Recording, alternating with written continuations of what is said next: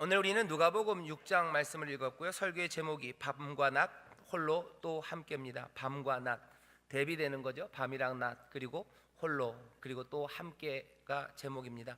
하나 더 붙이려고 그랬는데 그러면 너무 좀 노골적인 것 같아서 안 붙였던 건 산과 평지입니다. 산 그리고 평지예요. 오늘 말씀을 보면요, 예수님께서 제자들 그 중에서도 12를 사도로 부르시는 이야기가 오늘 말씀입니다. 그래서 오늘 여러분들이 생각해야 되는 키워드, 중심되는 낱말은 세 가지예요. 하나는 제자, 그리고 12, 그리고 사도입니다.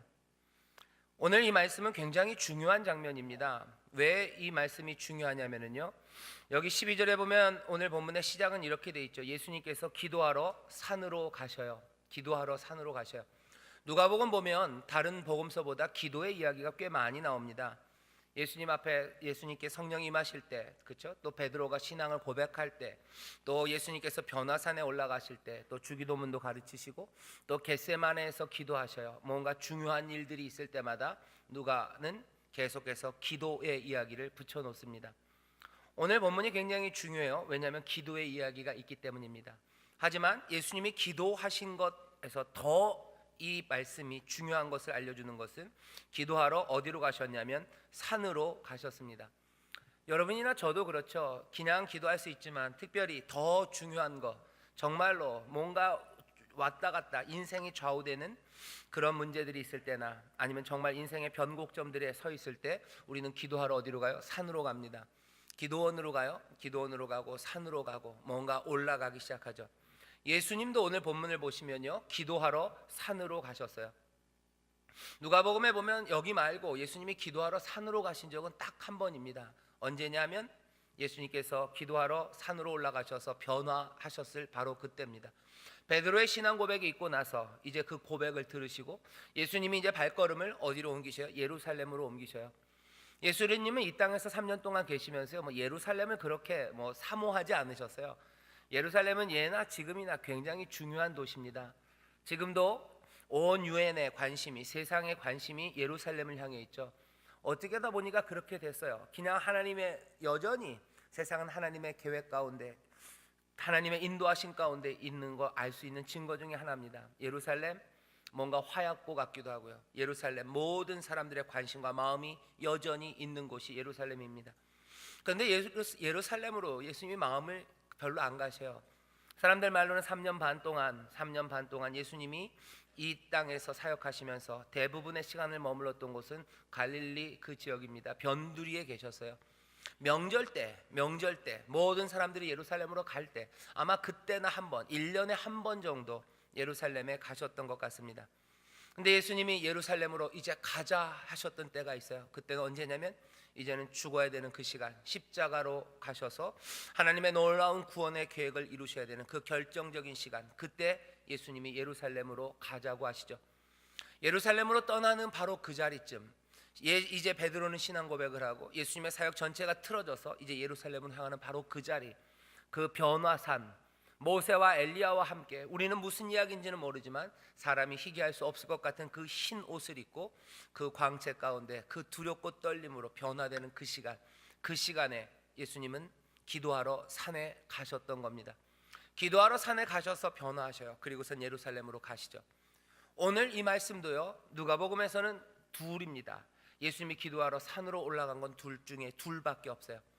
변화산에서 있었던 그 일이 놀랍습니다. 그렇다면 오늘 이 말씀도 놀라운 말씀이에요. 변화산은 뭔가 찬란하기 때문에 놀라워 보이죠. 하지만 여기 있는 이 말씀도 여러분들 그 찬란한 만큼이나, 그리고 그 뚜렷한 가슴 떨림 만큼이나 여러분들 기대를 가지고 이 말씀을 보셔야 돼요. 그러라고 누가복음에서 여기 일부러 그렇게 써놓은 거예요. 예수께서 기도하시러 산에 가사. 무슨 사인입니다. 자 봐라, 여기 중요한 일이 일어나고 있다는 겁니다. 정말 중요한 일이다. 기도하러 지금 산에 가시는 거죠. 자, 이렇게 중요한 일은요, 도대체 뭐가 그렇게 중요합니까? 여기도 마찬가지예요. 뭔가 예수님의 사역의 방향이 틀어집니다. 방향이 바뀌는 자리예요. 12절에 보면 이때 예수께서 기도하러 산으로 가셨대요. 이때는 언제입니까? 앞에 6장이에요. 5장서부터 나오는 쭉 말씀이지만 6장에 보면 바로 오늘 우리가 읽은 본문 앞에 6장 1절부터 쭉 읽어보시면요, 예수님께서 바리새인들 그리고 서기관들과 싸우십니다. 대판 싸우십니다. 대판 싸우고 이 서기관과 바리새인들은 어떻게 마음이 돌아서요.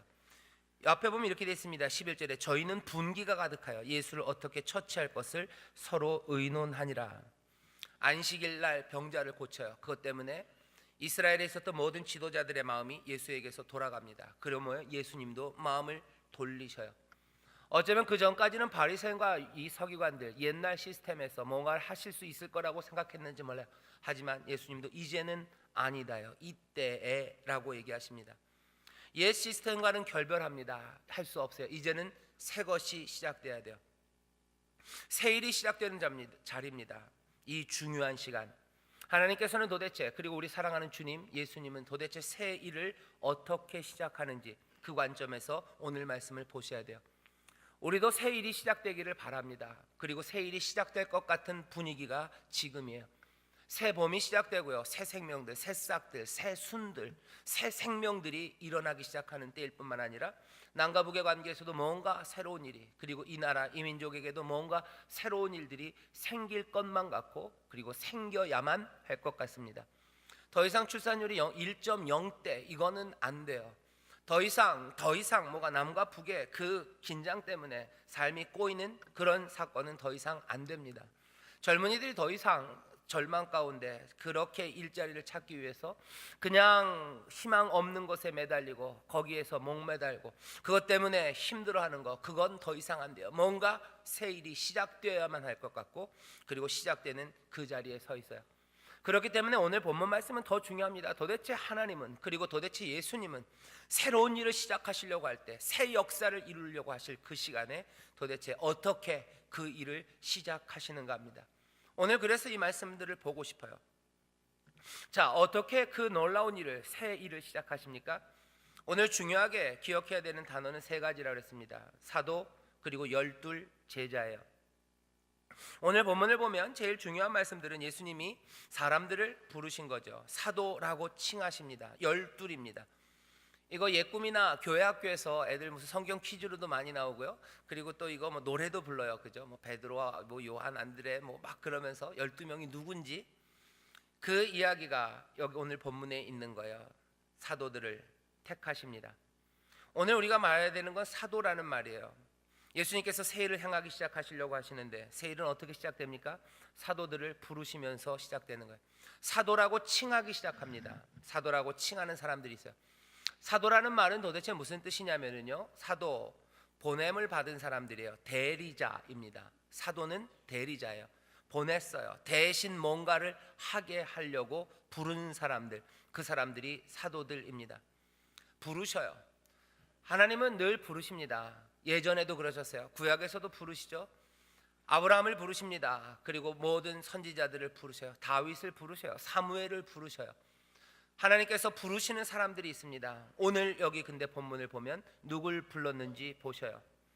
베드로를 부르십니다. 안드레, 야고보, 요한, 빌립, 바돌로메, 이 사람들이 누군지 우리가 다는 몰라요. 하지만 몇 명은 이 사람들의 삶을 우리가 압니다. 이 사람들은 어부예요. 그리고 여러분들이 잘 아시는 것처럼 이 중에 몇은 세리입니다. 또 이 중에 특별히 열심당원이라고, 셀롯이라고 말하는 사람이 있어요. 열심당원이에요.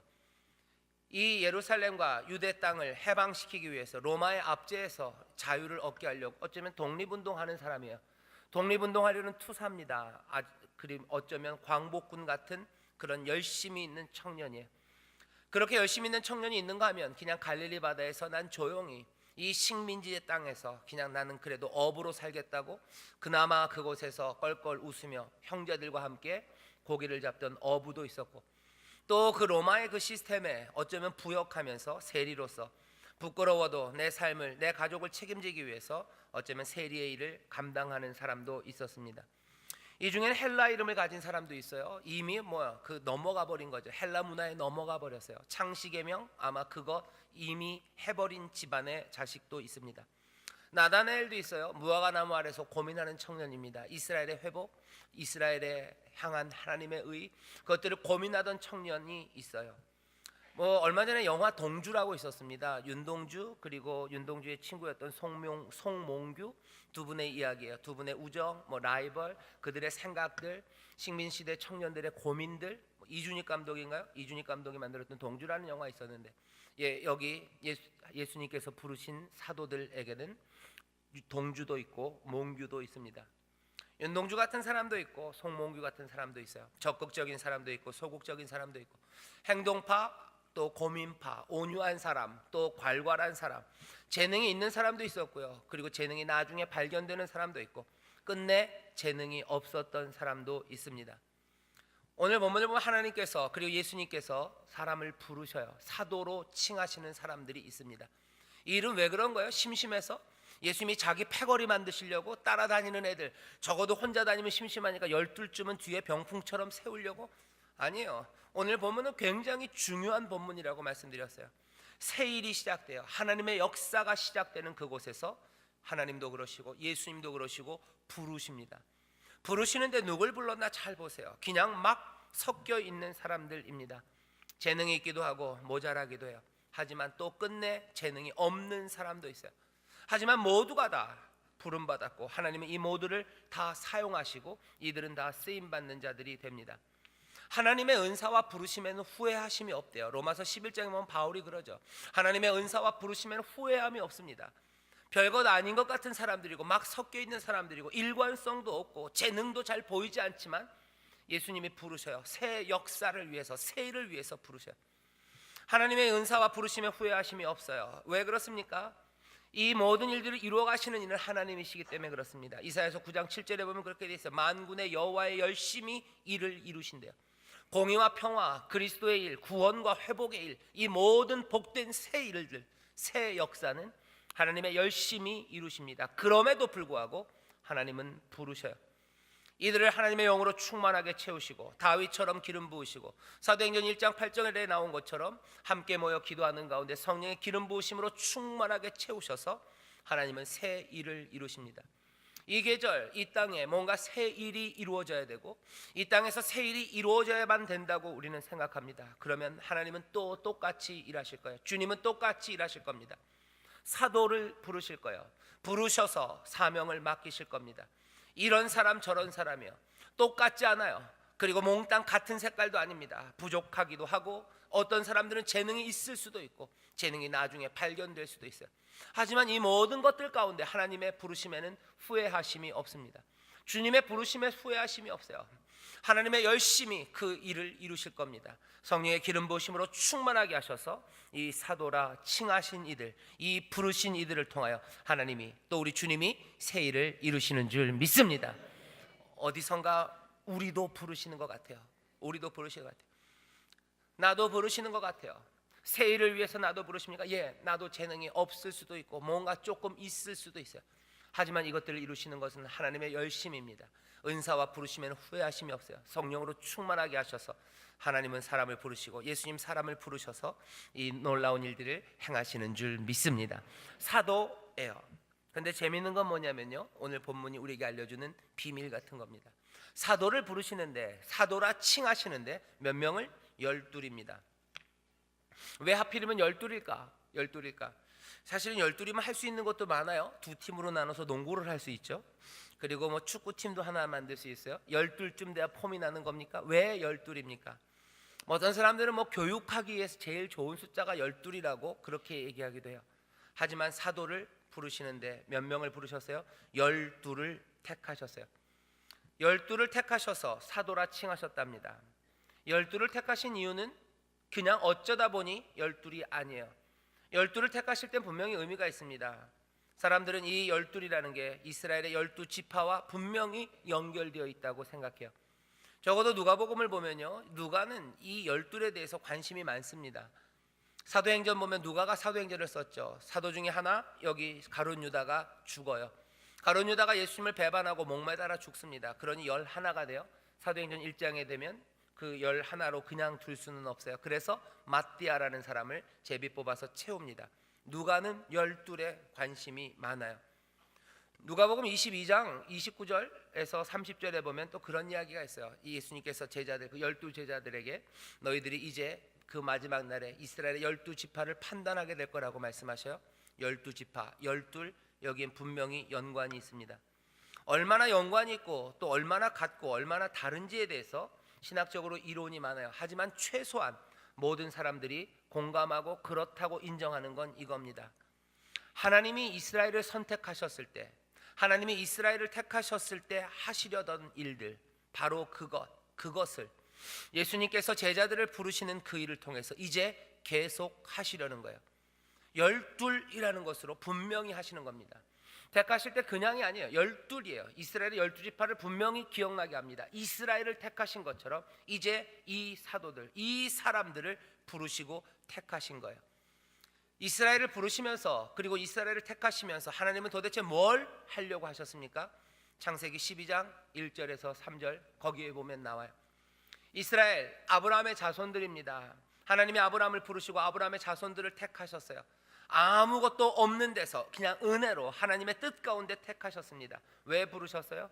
아브라함에게 복 주시고 이스라엘에게 복 주셔서 이 아브라함과 이 자손들을 통하여 이 땅에 있는 모든 민족이 복을 얻게 하시려고 부르신 겁니다. 이스라엘을 부르신 이유는 다른 거 아니에요. 모든 민족이 복을 얻게 하려고 부르셨어요. 이 부르심의 목적이 12라는 의미에서 그대로 보입니다. 12를 왜 부르셨어요? 복 주려고 부르셨어요. 누구를? 우리만 아닙니다. 우리를 통해서 우리에게 복 주심으로, 사도들에게 복 주시고 사도들에게 은사를 주심으로 모든 이들이 복을 얻게 하려고 이 사람들 12를 부르셨습니다. 하나님의 목적이 여기 12를 부르셨다는 데서 아주 생생하게 다시 드러나요. 예수님이 12를 사도로 택하셨어요. 그 의미는 뭡니까? 얘들아, 너희들을 부르고 택한 이유가 뭔지 너희들은 알지? 라는 이야기가 여기 담겨져 있는 거예요. 12이다, 이스라엘이다, 너희가 이스라엘이다. 하나님께서 은혜와 사랑 가운데, 하나님의 섭리 가운데 이 땅에 있는 모든 민족을 복주려고 너희를 택했다는 거예요. 사도들을 택합니다. 사도를 택한 것처럼 우리를 택하시고 우리를 부르셨어요. 그리고 우리를 부르신 목적은 12이라는 이 암호 같은 이야기에 다 담겨져 있어요. 12를 택하셨구나. 이 땅의 구원을 위하여 우리를 택하셨구나. 이 땅의 복주심을 위하여 택하셨구나. 우리를 부르신 목적이 분명합니다. 우리를 부르신 목적이에요. 이 우리를 부르신 목적은 동시에 예수 그리스도의 목적입니다. 그리스도가 새 일을 행하시려고 하요. 뭘 하시려고 하는 거예요? 이 땅을 복주시려는 거예요. 이 땅에 하나님의 구원을 이루시고 모든 민족을 하나님의 풍성한 은혜 가운데 거하게 하시려는 그 새 일을 위해서 지금 뭐 하신 거예요? 사람들을 부르셨어요. 어쩌면 못났지만 부르셨어요. 왜? 염려 없습니다. 어차피 하나님의 열심히 이루실 거예요. 성령의 충만함으로, 기름 부으심으로 이루실 거예요. 어떤 일들을? 세상 모두를 복받게 하시고 세상 모두를 구원하시는 그 일을 이루시려고 12를 부르셨어요. 사도는 이 일을 위해서 불렀습니다. 그래서 12를 부르신 거예요. 그 다음 이야기는요, 오늘 본문에 보면 또 나오는 게 제자입니다. 이렇게 돼 있어요. 제가 12절 13절을 읽을게요. 이때 예수께서 기도하시러 산에 가사 밤이 맞도록 하나님께 기도하시고 밝음에 그 제자들을 부르사 그 중에 12를 택하여 사도라 칭하셨대요. 12를 택하사 사도로 칭하셨어요. 그리고 이 사람들은 누굽니까? 제자들입니다.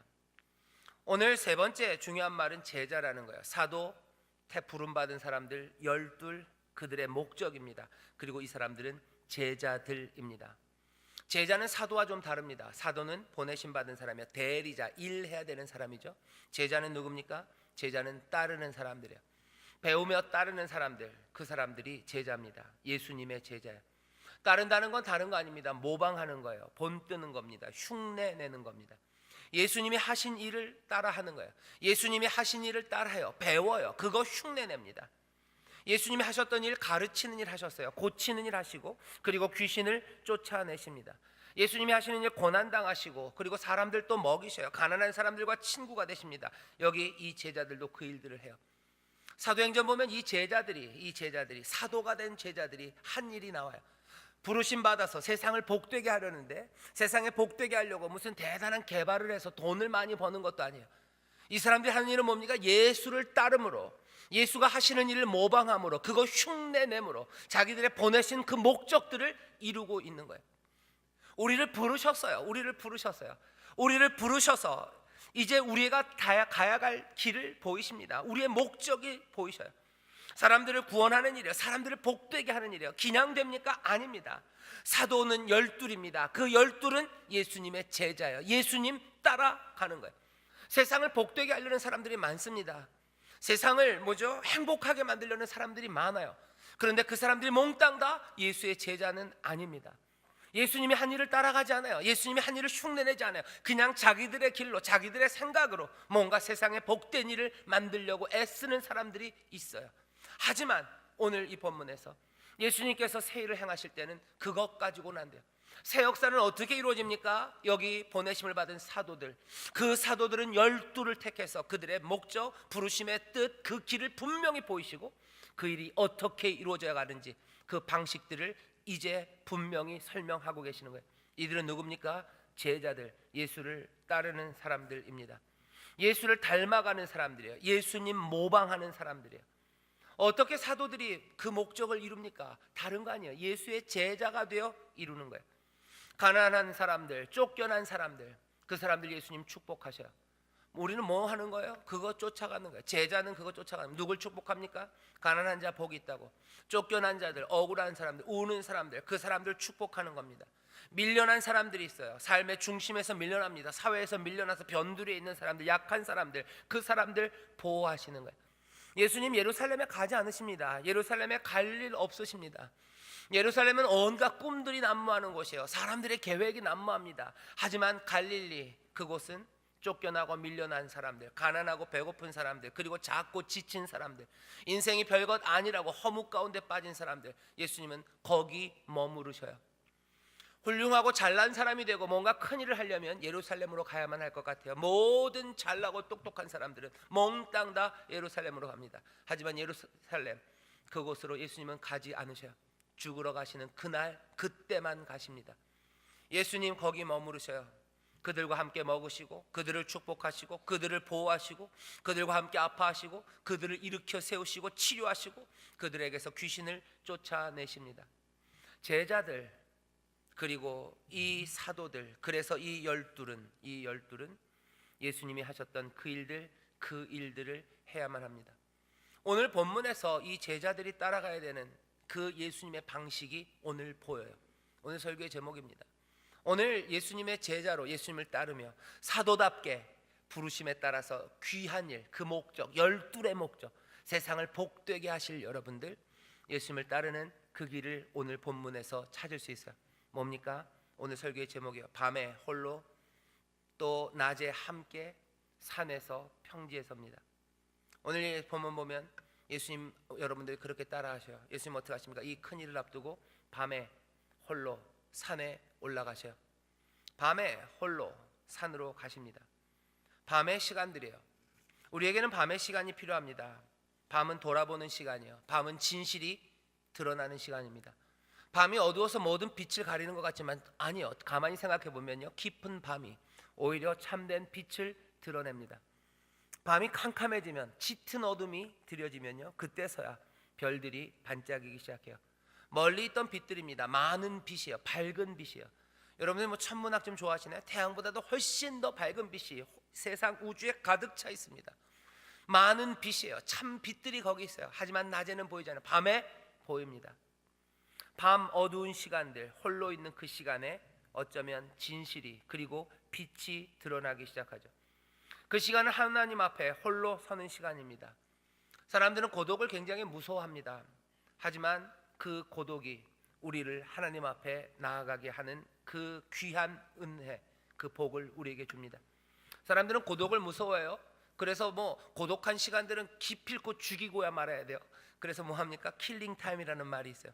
킬링 타임 한다 그래요. 소일한다 그래요. 그냥 시간들, 그 날짜를 다 태워버립니다. 태워서라도 뭔가 내가 그 고독, 외로움, 그것들을 이겨내려고 애를 씁니다. 사람들 핸드폰 들고 SNS예요, 네트워크예요, 그죠? 소셜 네트워크, 사회적인 연결망이에요. 그물이란 얘기입니다. 그 그물에라도 갇히고 싶어요. 혼자 있는 거 감당 못합니다. 맞아요. 홀로 있는 거 하나님이 기뻐하지 않습니다. 하지만 밤에 홀로 있는 사람들, 진짜 혼자 있으면 안 되죠. 그 대신 뭡니까? 홀로 하나님 앞에 서야 합니다. 홀로 있는 건 아니에요. 혼자 하나님 앞에 있는 시간들이 필요해요. 사도로서, 그렇죠? 열둘로서, 예수님의 제자로서 우리를 부르신 그 세상에 복이 되는 구원과 회복을 가져다주고 새 일을 이루시려는 주님의 일에 쓰임받고 그 새 나라와 새 역사를 보는 사람들, 그 사람들은 어떻게 예수님 따라 해야 되는데, 오늘 본문이 우리에게 보여주는 거예요. 예수님 따라 하시려는 여러분들, 밤에 홀로 하나님 앞에 엎드리시기를 주의 이름으로 축원합니다. 밤에 홀로 하나님 앞에 엎드리는 거예요. 그래야 빛이 보입니다. 그때야 참 빛이 보이기 시작하고 내가 보이기 시작해요. 삶이 왜 그렇게 푸석푸석하고 윤기가 없고, 왜 그렇게 내 삶의 무게가 너무 나를 짓눌러서 꼼짝 못하게 합니까? 왜 삶이 그렇게 힘들고 어렵고 푸석푸석하고 천박하고 이상하고 눈물 가득하게 합니까? 이유가 뭘 것 같습니까? 다른 이유 없어요. 홀로 하나님 앞에 엎드리지 않기 때문입니다. 밤이어도 좋아요. 새벽이어도 좋습니다. 아니면 점심시간, 어떤 시간이어도 좋아요. 밤에 홀로 하나님 앞에 엎드리셔요. 엎드리는 게 뭔지 잘 마음으로 잘 안 됩니까? 그럼 그냥 몸으로라도 엎드리세요. 몸으로 엎드리세요.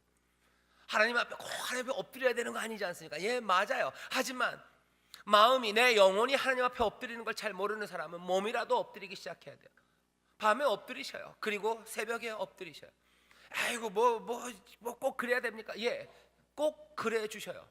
오늘 본문이 우리가 알려주는 거예요. 예수님의 제자들이다. 그 너희가 사도다. 너희가 열둘이다. 하나님의 놀라운 구원과 세상을 복되게 하는 일을 위하여 부족해도 부르셔서 하나님의 열심으로 성령으로 충만해서 그 일을 내가 이룰 거다 말씀하시면서 너희들은 내 제자다. 나를 따라해라 얘기해요. 가난한 사람과 함께 하기 시작하는 거, 그거 왜 안 되는지 아십니까? 여기 예수님처럼 밤에 홀로 하나님 앞에 엎드리지 않기 때문에 그래요. 예수님처럼 따라 살아가기 어려운 이유가 왜 그럴까요? 왜 그 무거운 짐을 예수님은 그래도 타박타박 지고 가시는데, 그 십자가 지고 가는데 우리는 왜 못 지고 갑니까? 예수님처럼 밤에 홀로 하나님 앞에 엎드려 기도하는 시간들이 없었기 때문이에요. 밤에 엎드려서 기도하십시오. 예, 새벽에 엎드려서 기도하십시오. 하나님 앞에 엎드리는 시간들이요. 그때 어떤 일들이 일어납니까? 우리를 짓눌렀던 모든 무거운 짐들, 그거 아무것도 아닌 것 같아져요.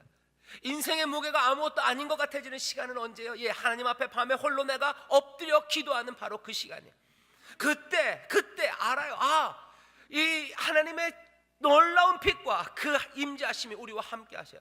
그 참빛, 보이지 않았던 빛들이 보이기 시작하는, 그 많은 빛이, 많은 은혜가, 그 많은 진리, 그 풍성함이 우리 가운데 보이기 시작하는 밤의 시간들입니다. 그거 엎드리는 거예요. 힘들게 짓눌렀던 거 아무것도 아니에요. 또 세상에 화려하게 우리를 유혹했던 모든 것들도 이제는 아무것도 아닌 것 같은 거 언제입니까? 밤에 홀로 하나님 앞에 엎드리는 그 시간이에요. 그때 기도할 때 세상의 유혹이 아무것도 아니에요. 우리의 마음을 빼앗아가려고 우리 앞에서 춤추던 모든 것들이 아무것도 아니에요. 반짝거리던 것들 아무것도 아닙니다. 그거 아무것도 아니고 참빛이 보이기 시작하고 하나님의 충만함이 보이기 시작하는 거 언제입니까? 밤에 홀로 내가 하나님 앞에 엎드리는 그 시간이에요. 기도하는 시간. 그래서 밤에 홀로 엎드리는 사람들, 그 사람들 위험한 사람들이에요. 이 사람들은 왜 위험합니까? 이 사람들은 무거운 걸 모르는 사람들이에요. 어떤 짐도 무겁지 않아요. 어떤 유혹에도 흔들리지 않는 사람들입니다. 이 사람들 위험한 사람이에요. 사람들이 하나님 앞에 밤에 엎드려 기도하기 시작할 때 세상의 모든 악한 영들은 긴장해야 합니다. 왜요? 이 사람들이 이제 하나님 앞에서 일어서기 시작할 거예요. 이 사람들이 산에서 모여 이 평지로 내려올 거예요. 이 사람들이 홀로 있었으나 이제 함께 여기 아픈 사람들과 여기 함께 묶인 사람들과 여기 모든 슬픔의 사람들, 그 사람들을 모든 흉악의 결박에서 끌어내고 귀신을 쫓아내고 그들의 질병을 치료할 사람들이 거기서 일어설 것이기 때문에 세상은 긴장해야 되는 줄 믿습니다. 악한 영들은 긴장해야 돼. 밤에 홀로 하나님 앞에 엎드려 있던 사람, 예수 그리스도, 그분이 어떻게 해요? 혼자 아닙니다. 함께 내려오기 시작해요. 여기 누가는 그에게 써놓습니다. 17절에 예수께서 저희와 함께 내려오셔요. 저희와 함께, 또 누구와 함께? 여기 온 유대와 그리고 시로와 그리고 두로와 몽땅 그 땅에서 온 사람들, 귀신 들린 사람들, 병든 사람들, 고난 가운데 있는 사람들, 묶인 사람들, 그 사람들과 함께 하는 겁니다. 그 사람들 가운데 말씀을 전하고 그 사람들에게서 귀신을 쫓아내고 그 사람들의 질병을 치료하는 거예요. 그 능력이 예수에게서 나온 것처럼 여러분들에게서도 우리에게서도 나오게 되는 줄 믿습니다. 나오게 되는 줄 믿습니다. 능력이 나온대요. 능력이 터져 나와요. 복이 터져 나옵니다. 새 일이 시작됩니다. 흘러 넘칩니다. 예수님 요한복음 14장에서 뭐라 그러셔요? 너희들 나를 믿는 사람들, 내가 하는 일 그도 할 것이요 그보다 더 큰 일도 할 것이다. 이거 누구에게 주시는 말씀이에요? 사도들에게. 예수님 하나만으로도 세상이 감당 못합니다. 하지만 이제 예수를 따르는 제자들, 사도들, 보내심을 받은 사람들, 12 분명한 목적을 아는 사람들, 그 목적 따라 예수님 따라 하는 사람들, 예수님 따라 가난한 자들에게 축복하고, 예수님 따라 갇힌 자들 자유케 하고, 예수님 따라 병든 자들 치료하고, 예수님 따라서 모든 귀신을 쫓아내는 사람들, 이 사람들은 어떻게 하는 거예요? 밤에 하나님 앞에 그 산 위에 엎드리는 사람들, 거기서만 아니라 이제 이 땅으로 내려와 함께 주의 일을 선포하고 하나님의 역사를 이루어내고, 그리고 복이 터져 나오는 사람들, 이 사람들을 통하여 하나님께서 놀라운 일을 행하시는 줄 믿습니다. 세상이 예수도 감당 못하는데 이 많은 사람들을 감당하겠습니까? 예수님께서 새 일을 행하셨는데 이 사람들을 통해서 이루는 그 새 일이 얼마나 놀랍겠습니까? 예수님 말씀하시는 거예요. 그래서 이보다 나보다 더 큰 일도 할 거다. 왜요? 훨씬 더 많은 사람들이, 훨씬 더 큰 능력과 은혜 가운데 하나하나 예수님의 제자답게 주를 따르며 그 보내신 사도들답게 그 보내심의 목적 12를 보내셨다는 것을 놓치지 않는 사람들, 이 땅을 복되게 하고 이 땅을 구원하는 그 일을 우리에게 맡기셔서 우리를 보내셨어요. 우리 12은 못났습니다. 부족합니다. 온갖 사람들이 섞였습니다. 우리 교회처럼 그래요. 못난 사람 많고 이런 사람 저런 사람 섞여 있어요. 하지만 우리를 사도로 칭하시고 우리를 부르시고 우리를 보내시고 우리에게 목적을 분명히 하시는 거예요. 너희가 12이다 하는 거예요. 너희가 세상을 복되게 하고 구원할 거다 하는 거예요. 너희는 내 제자다, 나를 따라와라 말씀하시면서 오늘 우리에게 어떻게 따라와야 할지 우리에게 보이십니다. 오늘 말씀은 아주 분명해요.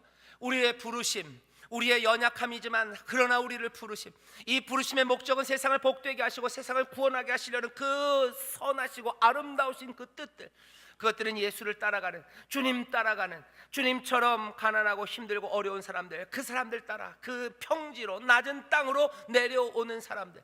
그냥은 안 됩니다. 밤에 산에서 내가 하나님 앞에 엎드려 기도하기 시작하고 하나님 은혜 그 능력으로 산 아래로 함께 내려오는 사람들, 함께 내려오십시오. 우리 인천수목교회 모두가 다 주 앞에 홀로 기도하고 주 하나님 앞에서 충만함 받아 혼자 아니라 이제 또 그 낮에 함께 이 땅에서 하나님의 놀라우신 구원의 역사를, 하나님이 우리를 보내신 그 목적을 하나하나 함께 이루어가는 복된 교회, 복된 성도 되시기를 주의 이름으로 축원합니다.